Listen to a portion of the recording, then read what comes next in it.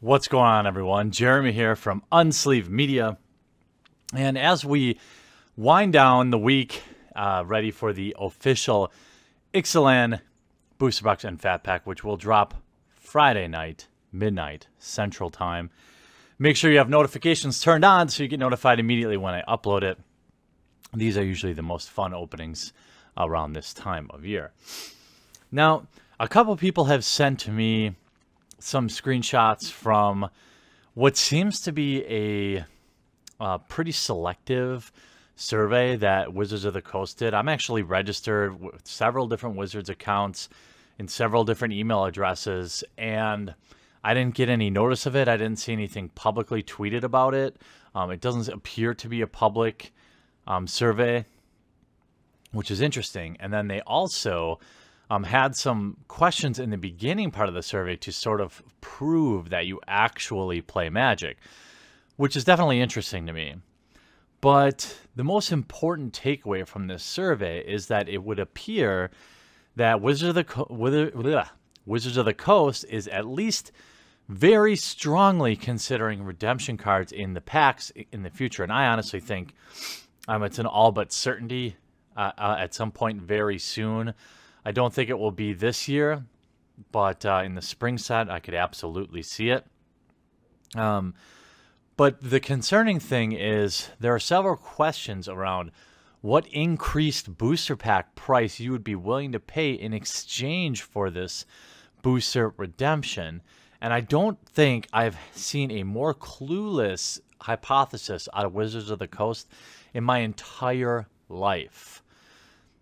The purpose of this video is because I honestly am curious how all of you feel when I flesh out this idea, because maybe I'm just being too sensitive about it, and maybe everyone's opinion is different than mine, because that often happens.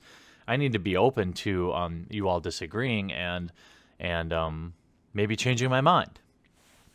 But let's just take U.S. prices for booster packs, which is already over $4 a pack anywhere you go for the most part. Now, you can get deals if you buy a box. You can get deals if your LGS offers 3 for $10 or something like that. But let's just take the actual MSRP of the booster pack, because those deals, in theory, would still exist. Given an increased booster pack price, that the deal would just be more expensive, right? But you know, the price in the U.S. is already high. I really worry about the price outside of the United States, where booster packs are already absurdly high, $5, $6, $7 a booster pack in some countries where Magic is still pretty prevalent. And the reason I think that Wizards is almost definitely going to include these redemption packs is because the question isn't whether or not people would love a redemption pack in their packs. I don't think there'd be a single person that would say no. I mean, of course everyone would. This is a slam dunk. This is something that will get people. It's like the first crack rock is free, right? Like, you get people into duels. I'm assuming they're talking about doing this for duels. There's no way they're talking about doing this for MTGO.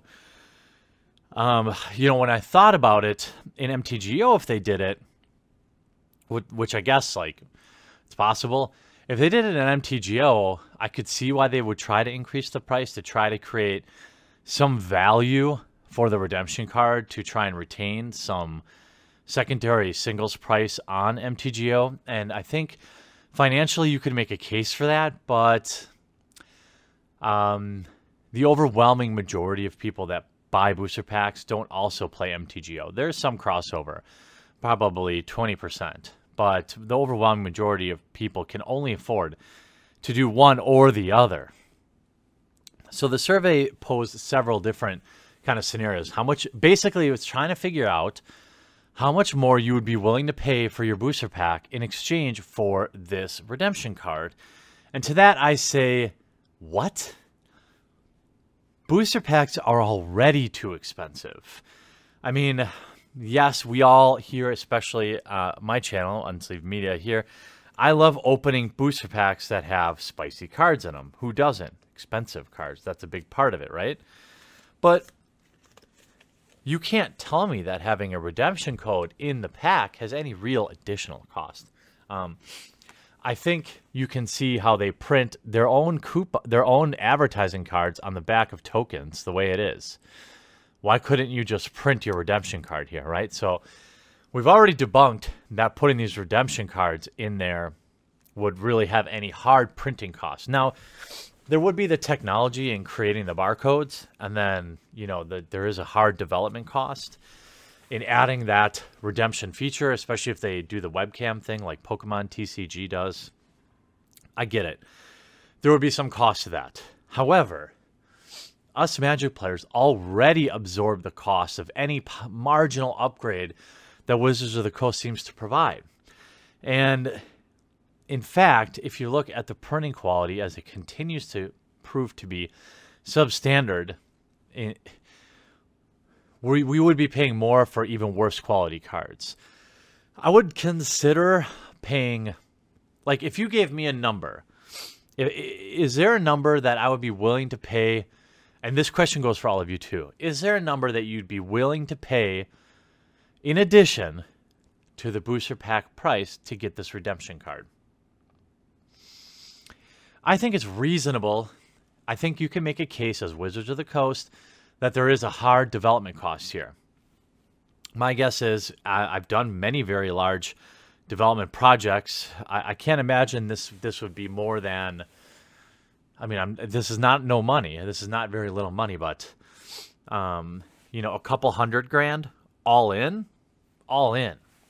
Now, I know a lot of you are developers out there and are going to say, "Okay, I could do this for $5,000.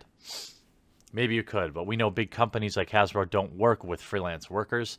They work with giant, bloated corporations that overcharge for their business. I have clients at my marketing agency that still pay agencies $200 an hour to do basic web dev work that I'm farming out for $20 an hour easily all day, every day, to American workers who do a much better job.